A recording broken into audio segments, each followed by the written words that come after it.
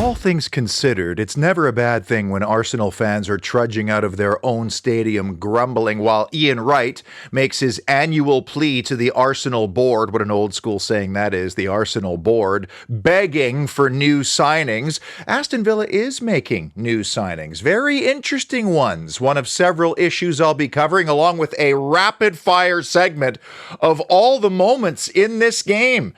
Presented by 24/7 Services, let's review Arsenal 2, Villa 2.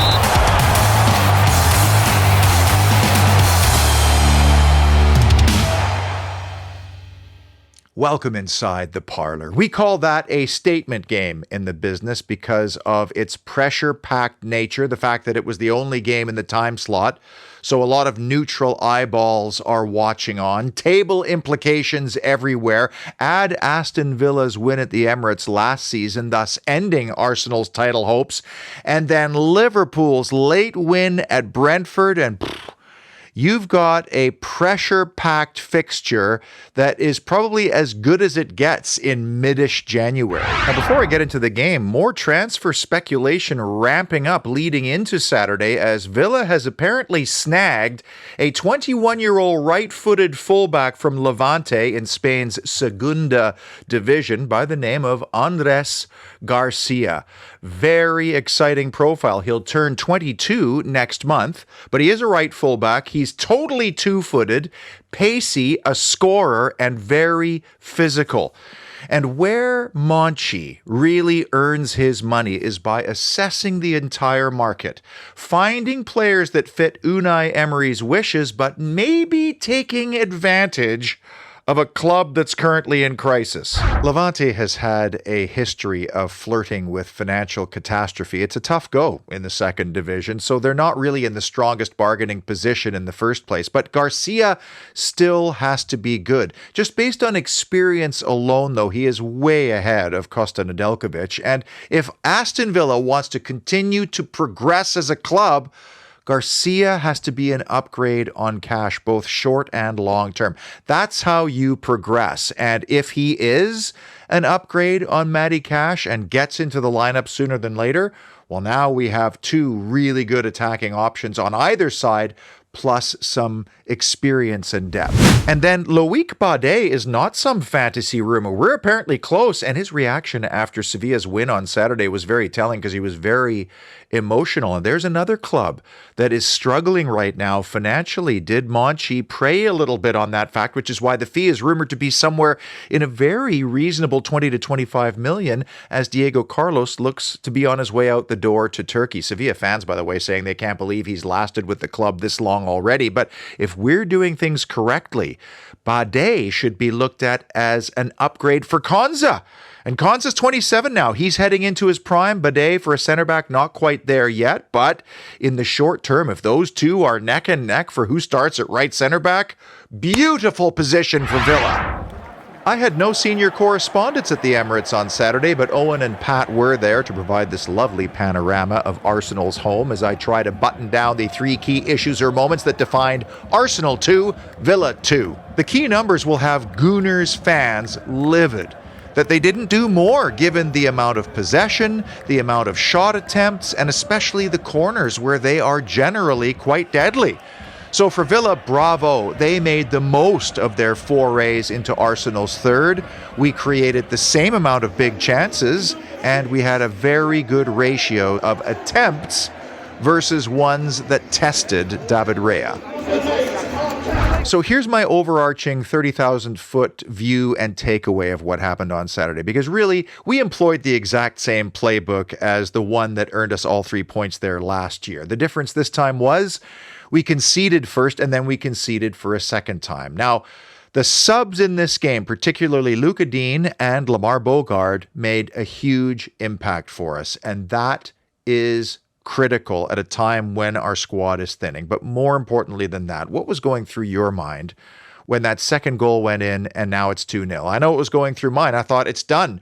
We want to make sure we don't get blown away now, because that would be demoralizing. And so the mental resilience of this team is probably the most important thing right now. You can have all the talent in the world, the fitness, you can have all the tactics and structure that you want. If your team is not mentally resilient, none of it matters. We relied on the long out ball to Ollie Watkins an awful lot, maybe too much, especially because we didn't win the second balls enough. And when you can't, well, then you're back defending all the time. And that's what's tiring, constantly shifting back and forth. And we defended a lot, trying to plug the channels, etc., etc. And here's where mentality comes into play. And Unai Emery referenced this afterwards, how proud he was of his team's mentality. And, here's where having to overcome a deficit, which we've done a few times this year, comes in handy. It's a reference point to go do it again, or at least believe that you could do it again. The combination of Emi Martinez, Tyrone Mings, and Ezri Konsa were almost brick wall-like at the back for Aston Villa on Saturday.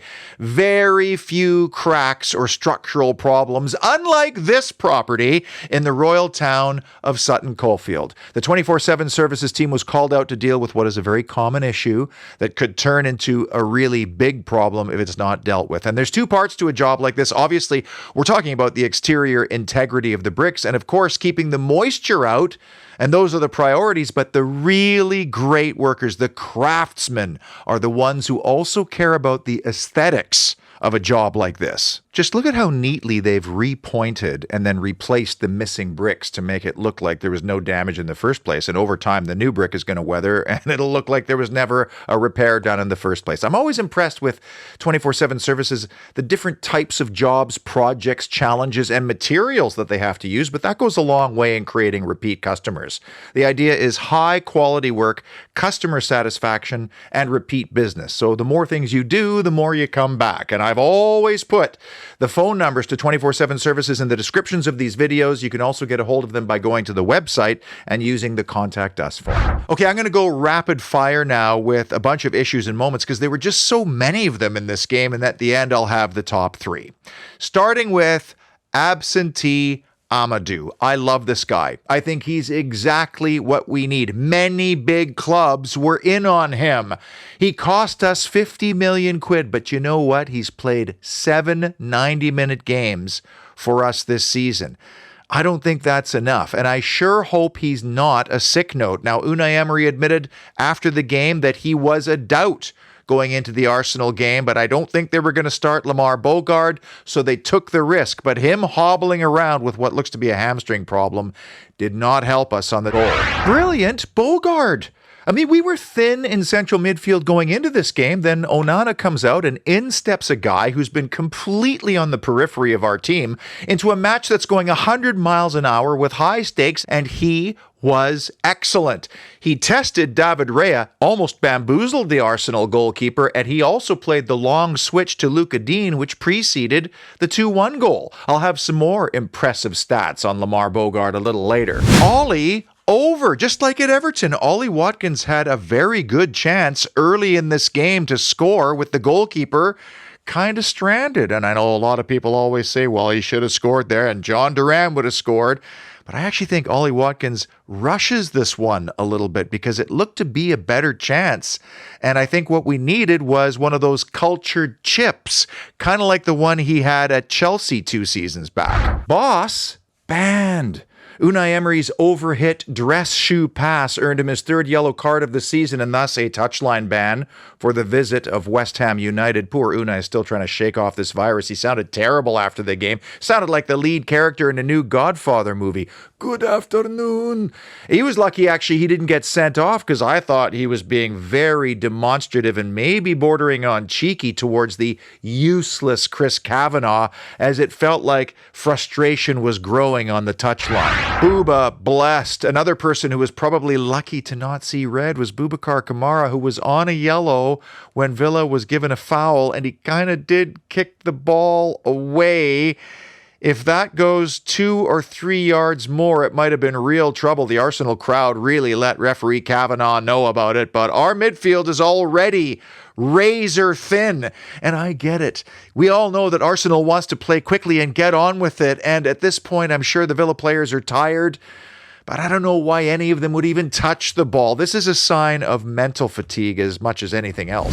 Maatsen miss. This was probably a better chance than it first seemed, and unfortunately Ian Maatsen went for power over placement, and it was a very comfortable height for the Arsenal goalkeeper, and sadly no Villa player was alive to the crumbs. But we've seen glimpses recently of Ian Maatsen's willingness to get forward and have a go, and I'm all for it. Delightful Dean.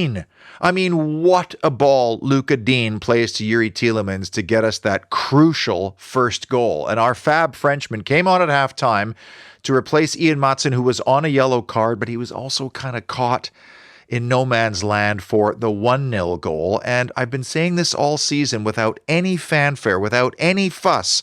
Luca Dean has been one of our most effective and consistent players this season, and he is keeping a very expensive signing out of the starting 11. Tielemans times 2. After opening his Premier League account for the season with a stooping header, no less, Yuri Tielemans almost made it back-to-back goals when he narrowly missed scoring into the bottom right-hand corner. If that was just a foot to the left, what a moment that would have been. Still, it seems like Yuri really gets up for these kinds of games. And clearly at halftime, there was some kind of tactical tweak being made, which is kind of built around Yuri Tielemans. And wouldn't you know it, Villa just got more joy. Trossard off target.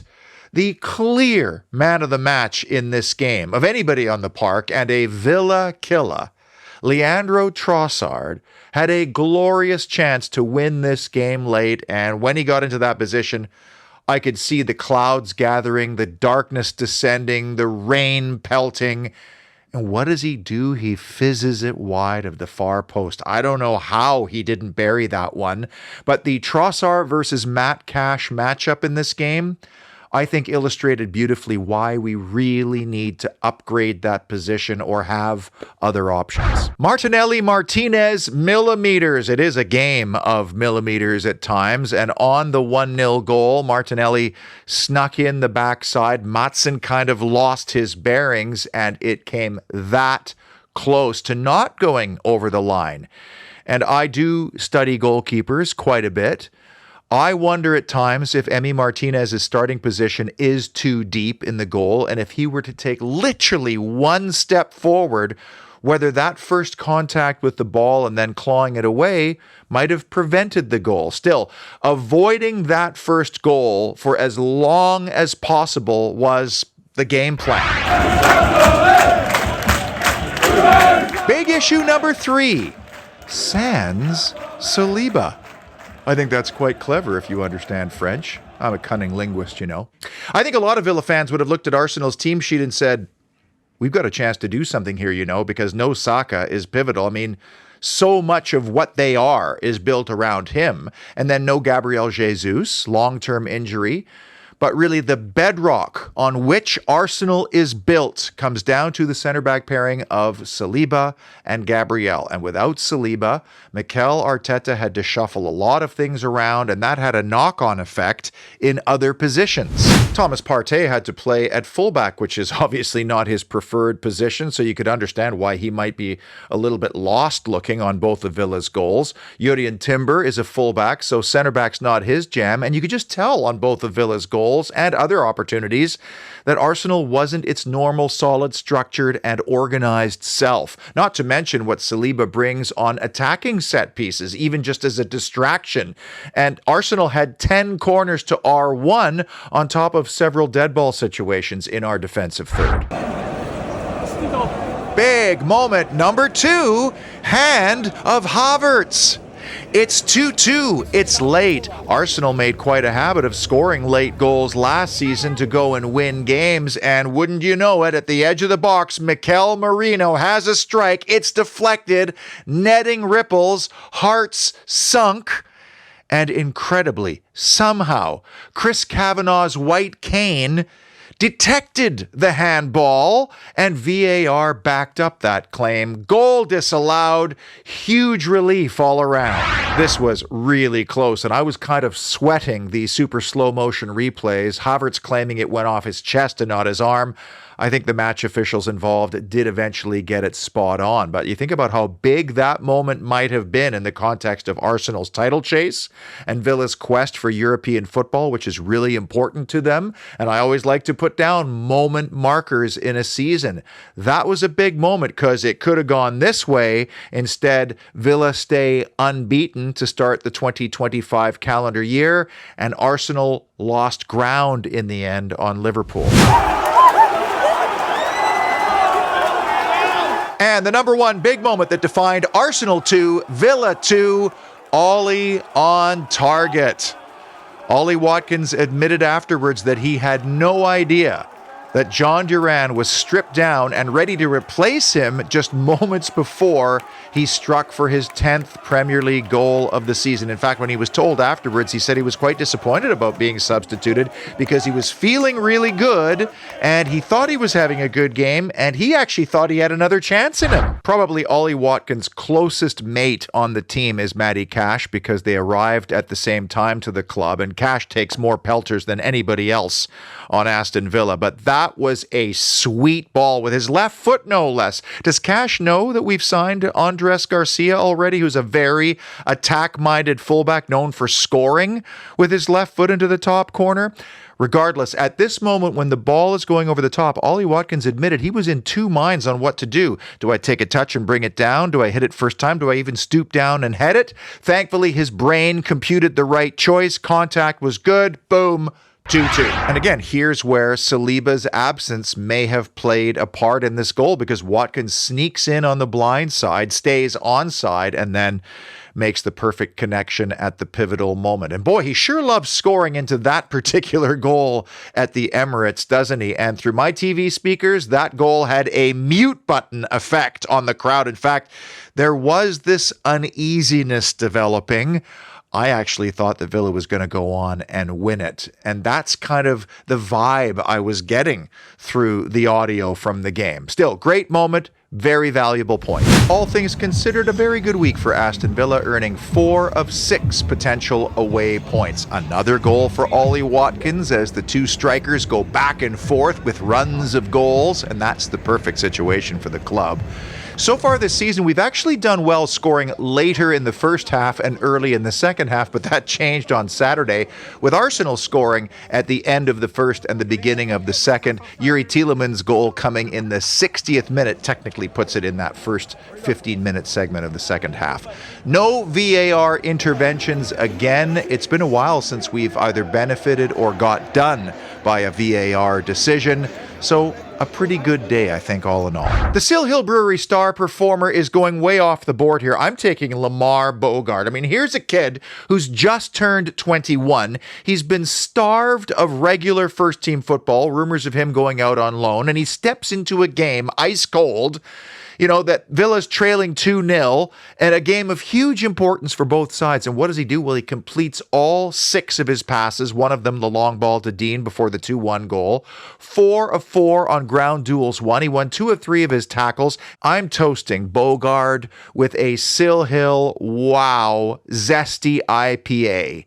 Crisp and clean, beautifully balanced, better cold, just like Bogart, who came into that game cold. Now, if you can't make it to the tap room in Aston prior to a Villa game, like the West Ham one coming up next weekend, you could still order their wonderful lineup of handcrafted, high-quality Birmingham brewed beers right from your living room. I've put that link in the description of this video. Now for some Champions League and Match Day 7, our final away game in the group stage in the Principality of Monaco. Interesting team. They'll have had an extra day's rest after an extremely disappointing 2-1 loss at Montpellier on Friday. Montpellier is the bottom team in Ligue 1, but Monaco still sitting in fourth place, one back of Lille in third. Now Nice and Lyon are breathing down their necks. In fact, the hosts have been on a 4-game winless run, but Champions League-wise, they are in a playoff spot right now with 10 points. That's 16th place. And if they do manage to win their final 2 games, it's not out of the question that they could still reach that top 8, because a Monaco win would put them level on points with us. So it is a huge game for the home side. I think a draw would be a very satisfactory result for Villa, given our fixture congestion and how threadbare our squad is in certain positions. I'm talking specifically about central defense and central midfield. But when you think about it, Bailey is fresh right now. You have to think Duran is going to start. Malen should be ready to go. We've also got Matson to come back in. Maybe Buendia gets a run. I mean, the rotation situation is going to come down entirely, I think, to science and periodization, not necessarily what Unai Emery thinks. But if we could eke out a win in Monaco, that would be monumental heading into the final game against Celtic. I know Chris Heck wouldn't mind an extra round and another home date, but when you look at our fixtures coming up, we really could use a couple of extra days off. How many times have I said this season that the Premier League this year is like a viper pit? Watching Bournemouth go to St. James's Park and wax Newcastle 4-1 was something else. Seeing Tottenham in 15th, considering how they played us, wild. And now Crystal Palace is on some kind of run after looking terrible in the first part of the season. We just have to keep eking out results and maintaining this little run of ours at the moment until our hobbled players come back, until our new faces are integrated. In fact, you know what this little spell right now reminds me of? The way we're playing right now reminds me a lot more like the start of calendar year 2023, even more so than the start of calendar year 2024. Until Monaco, stay positive and, of course, up the mighty Villa.